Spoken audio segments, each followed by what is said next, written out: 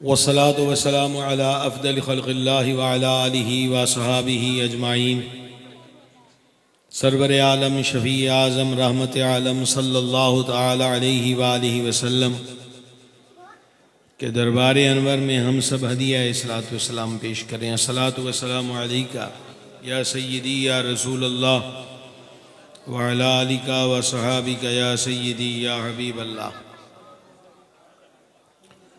سید عالم علیہ السلام نے فرمایا،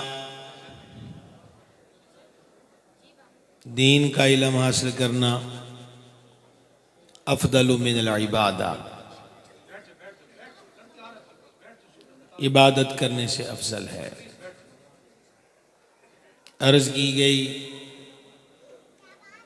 کیا دین کا علم سیکھنا قرآن پڑھنے سے بھی افضل ہے؟ جواب میں جو ارشاد ہوا اس کا مفہوم یہ ہے کہ کیا بغیر علم کے قرآن کی تلاوت کر لو گے؟ مفہوماً دوسری حدیث،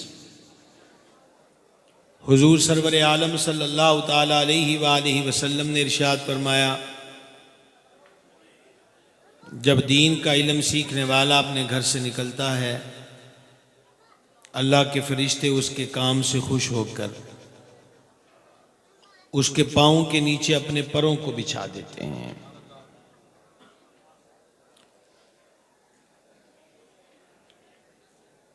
تیسری حدیث شریف مفہوماً، سرور عالم علیہ السلام نے فرمایا، جو دین کا علم سیکھنے کے لیے نکلے وہ اللہ کے راستے میں ہے جب تک کہ وہ سیکھ کر گھر نہیں آتا۔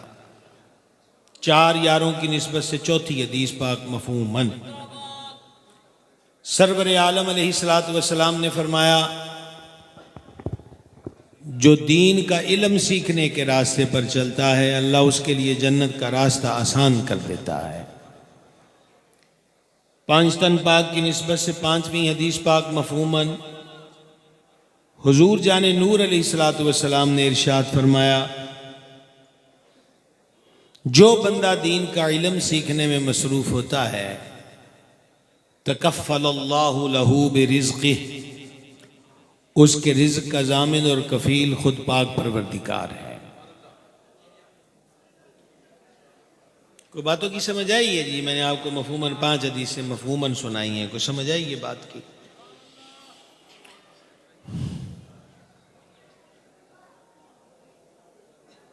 غریب نواز کی چھٹی کی نسبت سے 6ویں بھی سن لیں، اللہ کرے کہ آپ مکمل طور پر متوجہ ہو جائیں۔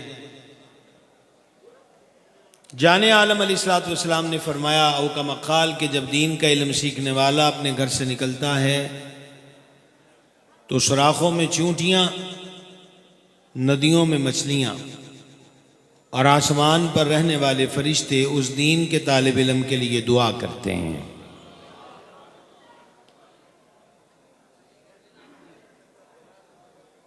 اس قدر فضیلت ہے۔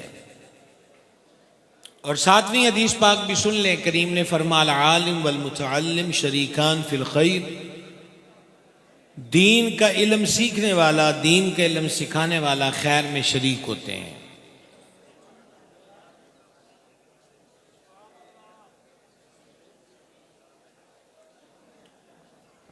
یہ دین کا علم کس آستانے سے سکھانا شروع ہوا؟ اس کی ابتدا کہاں سے ہوئی؟ یہ سوال پہ غور کیا آپ نے؟ کیا بات ہے سی، کیا بات ہے۔ آپ حضرات، وہ ہمارے قبلہ تو آپ پر پہلے بہت محنت خرچ کر چکے، اب تو آپ لب ہلائیے۔ نہیں، یہ بھی کوئی بات نہیں ہوتی، سبحان اللہ کہنے کا ثواب ہے، یہ عمل بہت شاندار ہے، لیکن ہم تو آپ سے بات پوچھ رہے ہیں، کوئی بات کی سمجھ آ رہی ہے؟ بس سبحان اللہ۔ یہ ماشاءاللہ یہ چھوٹا سا پردہ ہے تو اتنا شور ہے ہماری وہ بیک سائڈ پر، وہ تو ایسا لگ رہا ہے کہ جیسے کسی دوسرے ملک میں بیٹھے ہیں اور بے خبر ہیں، اور اتنے بے خبر ہیں کہ ان کو یہ خبر نہیں کہ جو آگے بیٹھے ہیں وہ کتنے باخبر ہیں۔ میں نے آپ کو مفہوماً 7 حدیثیں سنا دی. خلاصہ کلام یہ ہے، دین کا علم سیکھنے والا خیر میں شریک ہے. دین کا علم سیکھنے والے کے قدموں کے نیچے فرشتے پر بچھا دیتے ہیں. دین کے طالب علم کے لیے چونٹیاں دعا کرتی ہیں. دین کے طالب علم کے لیے مچھلیاں دعائیں کرتی ہیں. دین کے طالب علم کے لیے فرشتے دعا کرتے ہیں. دین کے طالب علم کے لیے جنت کا راستہ آسان ہو جاتا ہے. میں آپ کو یہ بتانا چاہتا تھا کہ وہ دنیا کا کون سا پہلا پیر خانہ ہے کہ جس آستانے خانقاہ اور پیر خانے پر باقاعدہ دین کا علم پڑھنے پڑھانے کا سلسلہ شروع ہوا. ابھی بھی آپ کی توجہ دائیں بائیں ہے. یہ سامنے والے جو ہیں میں ان کو دیکھ رہا ہوں، باقیوں کو تو پھر دیکھیں گے. آپ کو دیکھ رہا ہوں. کون سا آستانہ ہے، کون سا پیر خانہ ہے جہاں سب سے پہلے دین کا علم سیکھنے سکھانے کا سلسلہ شروع ہوا؟ کوئی آپ سے اونچی سبحان اللہ کہنے کی اپیل نہیں. سمجھ جائیں تو مجھے اتنی بڑی خوشی ہے کہ وہ آستانہ عالیہ مدینہ منورہ ہے.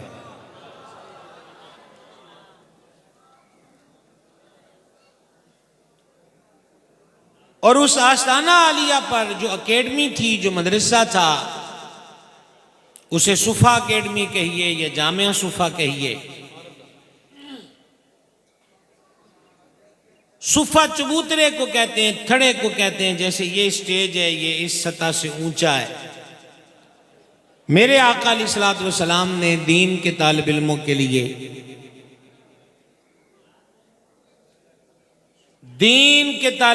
کے لیے بلند جگہ مقرر کر کے گویا کہ امت کو ایک میسج دیا ہے کہ چاہے ان کے جسموں پہ پورے کپڑے بھی نہیں، ایک ایک چادر اوڑے ہوئے، ننگے پیر، بکھرے بال، 2-3 دن کے فاقہ کش ہیں، لیکن ہمارے دربار میں ان کا مقام یہ ہے کہ ہم نے ان کے بیٹھنے کی جگہ کو بھی بلند رکھا ہوا ہے. باقی جتنے بھی آستانے ہوئے، الگ ترتیب ان خانقاہوں اور آستانوں پر یہ تربیت کا سلسلہ ہوا. تھوڑی سی آواز سننے والے بھائی سادہ کر دیں گے.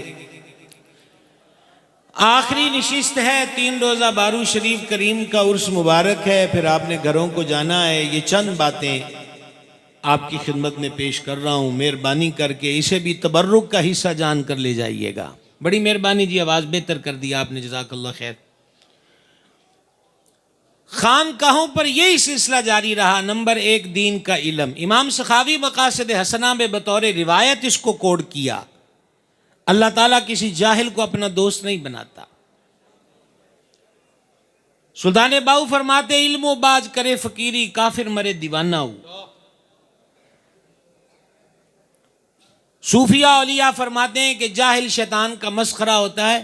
وہ اپنے طور پہ روحانیت اور پیری کا دعویٰ کرتا ہے، لیکن شیطان اس کو اس کی جہالت کے جال میں باندھ دیتا ہے اور پھر وہ گمراہیوں میں مبتلا ہو جاتا ہے. لہٰذا ہر خانقاہ نے، ہر آستانے نے یہ پہلی توجہ کی ہے کہ وہ اپنے مریدوں کو، اپنے خدمت میں آنے والوں کو دین کا علم سکھاتے تھے. سلسلہ عالیہ قادریہ کو دیکھیے. میرے مرشد غوث ثقلین کریم الطرفین سرکار سیدنا شیخ عبد القادر جیلانی حسنی حسینی بغدادی رضی اللہ تعالی عنہ، جن کی ولادت گیلان ایران میں ہوئی ہے، مزار ان کا بغداد معلیٰ میں ہے. تو گیلان تا بغداد کا سفر کس وجہ کا سفر تھا؟ تو دین کے علم کا سفر تھا.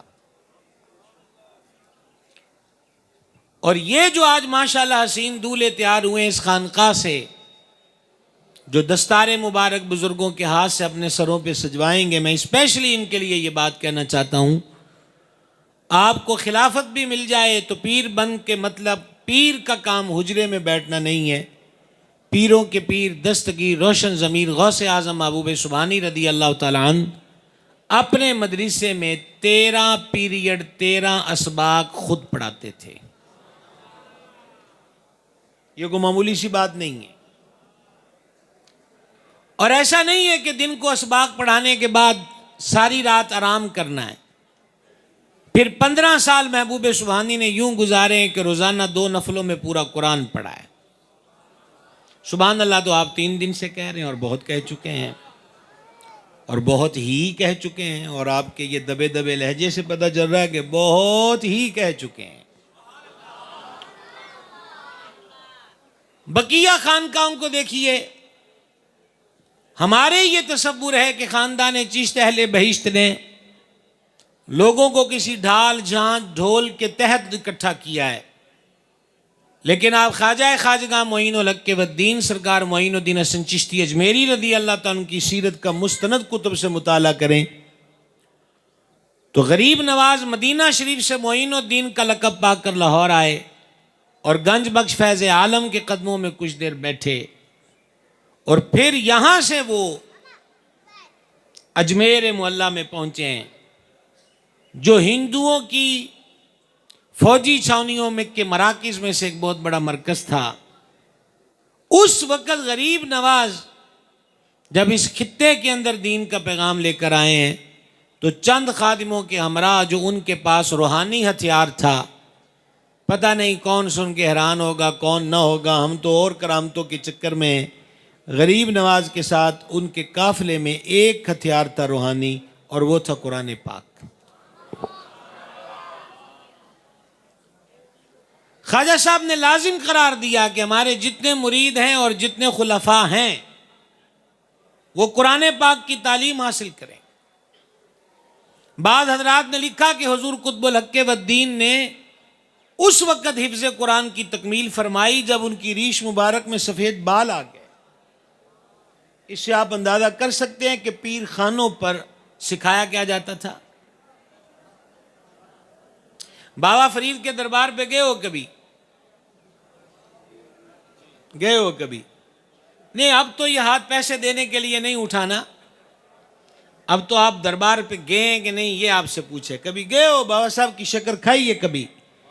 اجودن کے ٹیلوں پر بیٹھ کر حضور فریدن مائی نے یہی مدرسے کی پھٹی رکھ کر قرآن حدیث پڑھایا ہے۔ یہ کرامتیں ایسی ہیں جس پر آپ سبحان اللہ بھی نہیں کہہ سکتے، نہ اس میں چڑی مری ہے، نہ زندہ ہوئی ہے، نہ کوا اڑا ہے، نہ مٹکا ٹوٹا ہے۔ سمجھ گئے بات کو؟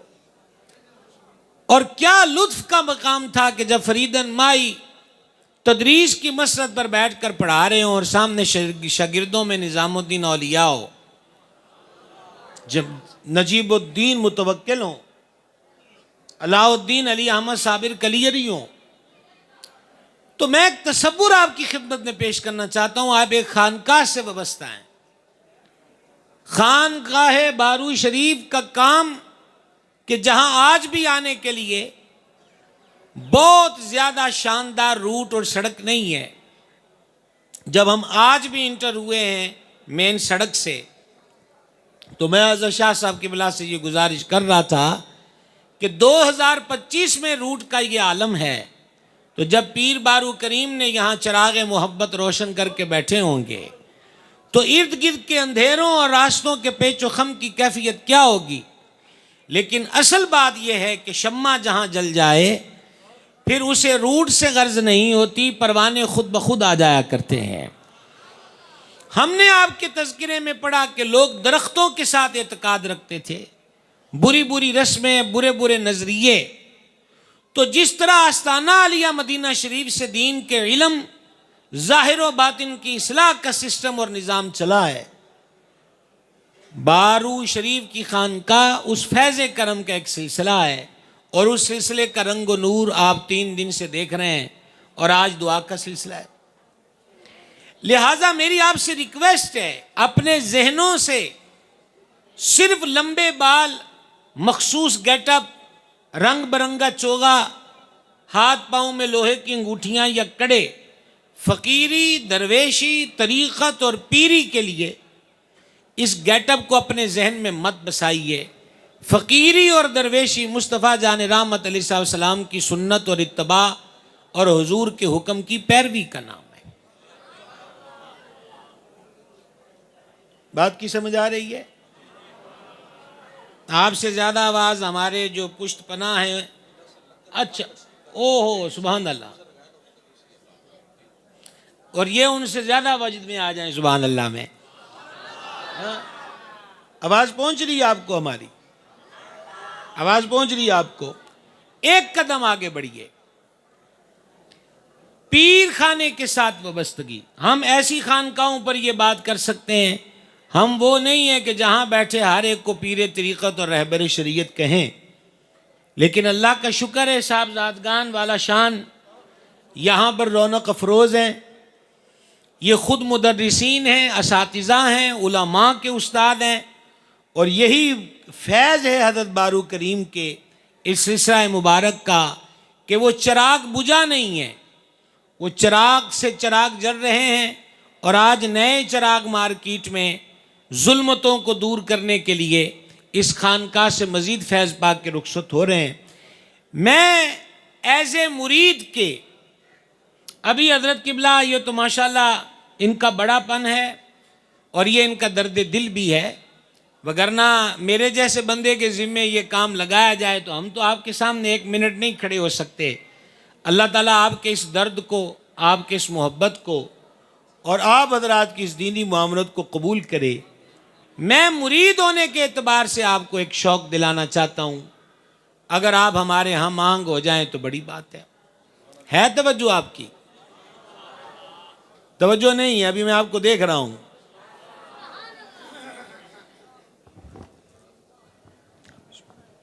ہمارا گلاس کون لے گیا؟ ہاں؟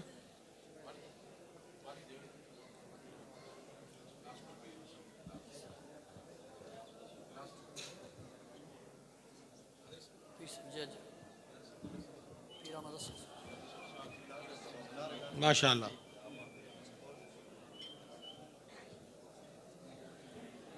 نعرہ تکبیر، نعرہ رسالت، نعرہ خلافت، نعرہ حیدری، تاجدار ختم نبوت، تاجدار ختم نبوت، آستانہ عالیہ پیر سواگ شریف، آستانہ عالیہ پیر بارو شریف، حضور قبلہ سیدی و مرشدی و مولائی و ملجائی پیر طریقت رہبر شریعت، حضور منبع رشد و ہدایت قبلہ عالم خواجہ خواجگاں حضور قبلہ خواجہ پیر محمد احمد حسن صاحب سواگی، آستانہ عالیہ پیر سواگ شریف، آستانہ عالیہ پیر سواگ شریف، آستانہ عالیہ پیر سواگ شریف، آستانہ عالیہ پیر بارو شریف، حضور قبلہ پیر محمد منظور الحسن صاحب سواگی، حضور قبلہ پیر محبوب الحسن صاحب سواگی. تمام احباب تشریف رکھو، سارے احباب تشریف رکھو. ماشاءاللہ ماشاءاللہ ماشاءاللہ. حضرت صاحب دی اسٹیج دوتے جلوہ گری ہو گئی ہے ماشاءاللہ. قبلہ عالم شیخ المشائخ حضور سیدی و سندی پیر طریقت رہبر شریعت منبع رشد و ہدایت قبلہ عالم خواجہ خواجگاں حضور قبلہ خواجہ پیر محمد احمد حسن صاحب سواگی. ماشاءاللہ. نعرہ تکبیر، نعرہ رسالت، حضور قبلہ غریب نواز سجادہ نشین، آستانہ عالیہ پیر بارو شریف، سجادہ نشین آستانہ عالیہ پیر بارو شریف، حضور قبلہ غریب نواز. ماشاءاللہ ماشاءاللہ ماشاءاللہ.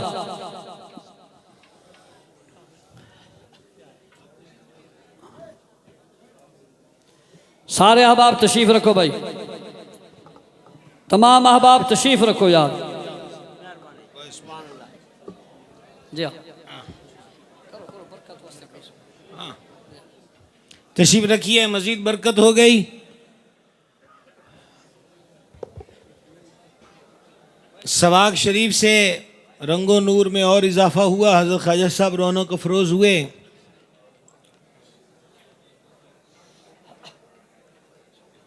گوش گزار کیا تھا آپ کی خدمت میں، ایک دفعہ اسے پھر دہرا لیں کہ تقریباً 7 مفہوماً احادیث مبارکہ میں نے آپ کے گوش گزار کی، اور پھر یہ آپ کی خدمت میں عرض کر چکا کہ دنیا کا پہلا پیر خانہ جہاں باقاعدہ مدرسہ اور تعلیم کا سلسلہ تھا وہ آستانہ عالیہ مدینہ شریف ہے. اور آپ کو اس اکیڈمی کا بتا دیا کہ وہ صفا اکیڈمی کہہ لیجئے، اسے جامعہ صفا کہہ لیجئے. اور تیسری چیز یہ عرض کرنا چاہتا ہوں حضور جان نور علیہ السلام کے اس ادارے کے طلباء مسافر بھی تھے، کئی وہ تھے جنہوں نے کلمہ شریف پڑھا، اور ان کے گھر والوں نے اسلام قبول کرنے جیسے مقدس جرم کی پاداش میں ان سے قطع تعلق کیا، اور وہ حضور کے آستانے پہ آ کے ٹھہرے۔ اب ان کا قیام و طعام و آرام سب کچھ جان عالم علیہ السلام کے ذمہ کرم پر تھا۔ حالت و کیفیت یہ تھی کہ سرور عالم صلی اللہ علیہ وآلہ وسلم انہیں ساتھ بٹھاتے، اپنے ساتھ کھلاتے اور پلاتے۔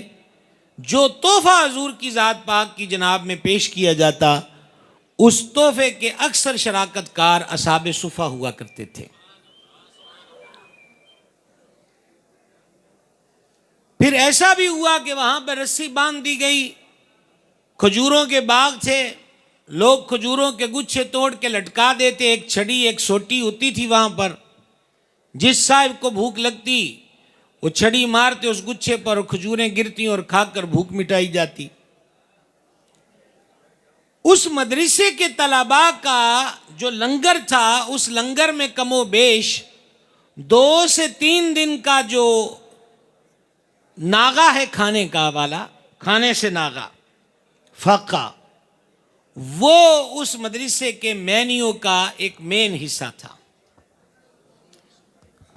کوئی بات کی سمجھ آئی ہے؟ یہ ہمارے جو طلباء ہیں جو پڑھ رہے ہیں یہاں پر یا اور دیگر مدارس اہل سنت میں، وہ توجہ فرما لیں، 2 سے 3 دن کا فاقہ ان کا مینیو کا حصہ تھا۔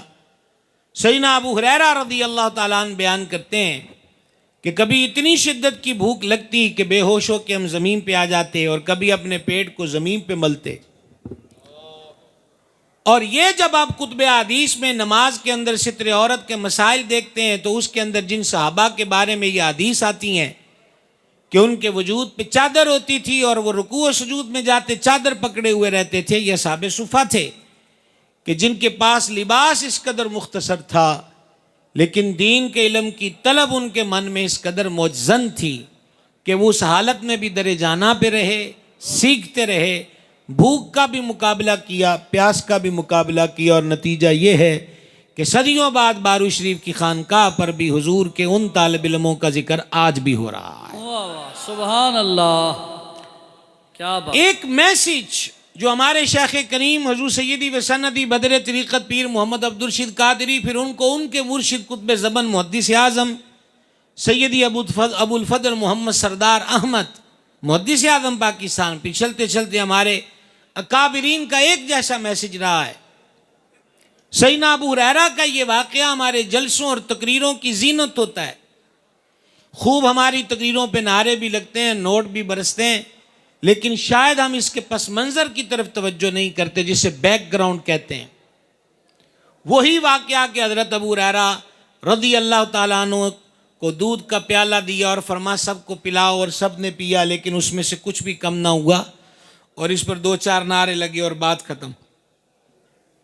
اصل میں حضرت ابو ہریرہ اسی اپنے ساتھ والے پیر بھائیوں اور کلاس فیلوز کا اور اپنا ذکر کر رہے تھے کہ اس دن 3را دن تھا مجھے فاقے کو، اور اس میں سے دوبارہ چھیڑ کر میں کون سا سبق آپ کی خدمت میں پیش کرنا چاہتا ہوں۔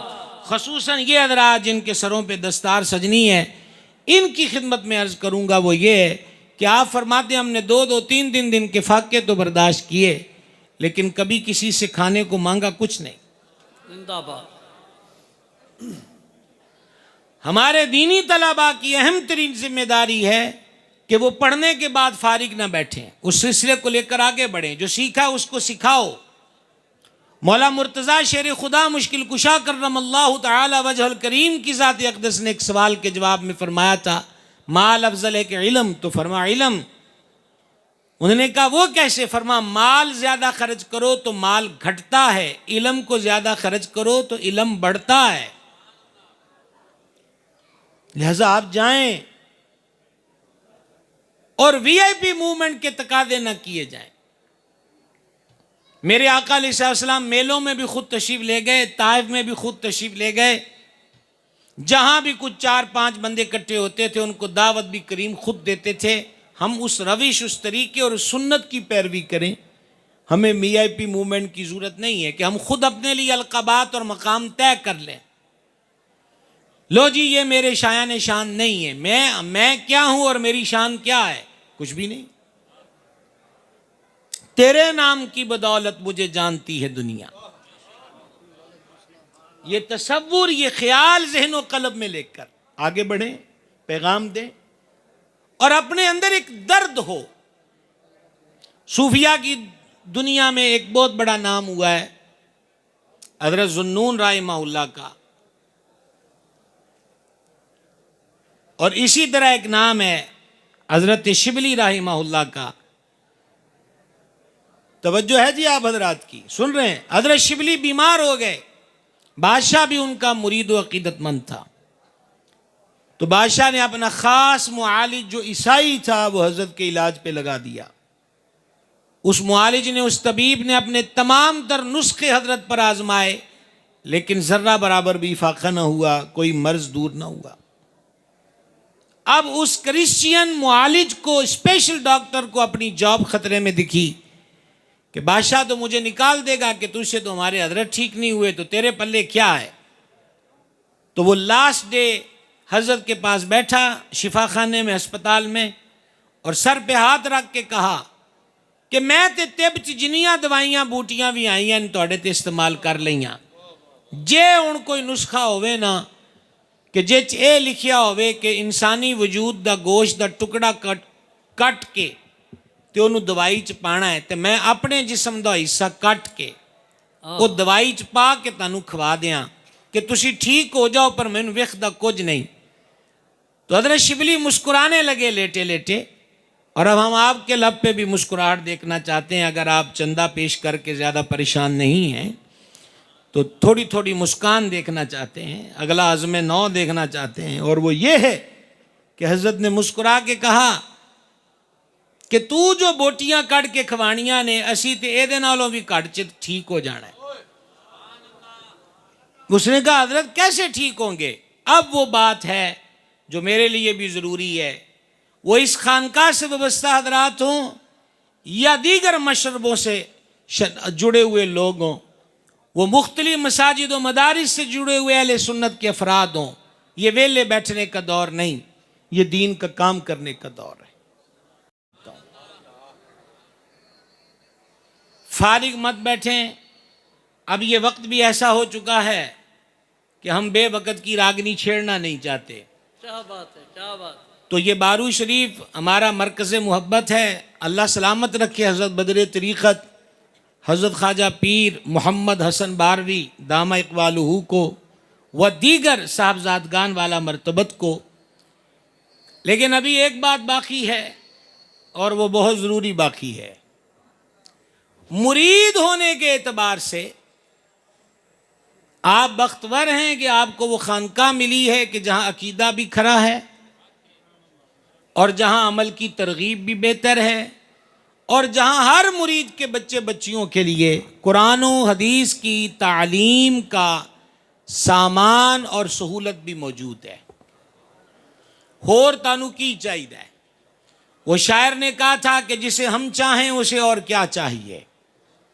صرف ایک بات کرنا چاہوں گا، آپ جہاں جہاں بھی بستے ہیں مدارس اہل سنت کو مضبوط کیجئے. فقط نعروں کی صورت میں نہیں، فقط فیس بک پہ 2 سطریں لکھ کر نہیں. ان اداروں کو مالی طور پہ مضبوط کریں. چھوٹی چھوٹی تنظیمیں جو نوجوانوں نے بنائی ہوتی ہیں، میلاد کمیٹی فلاں فلاں، میں ان سے بھی ریکویسٹ کروں گا کہ وہ اپنے محلوں میں اور قرب و جوار میں جو اہل سنت کے مدارس ہیں ان کا خیال کریں. مکمل طور پر اخلاقی طور پر 2 ہی چیزیں ہیں، وہ چندہ بندے کی صورت میں ہو، وہ چندہ نقدی کی صورت میں ہو. اپنے مدارس کو ضرور مضبوط کیجئے. وما علینا الا البلاغ.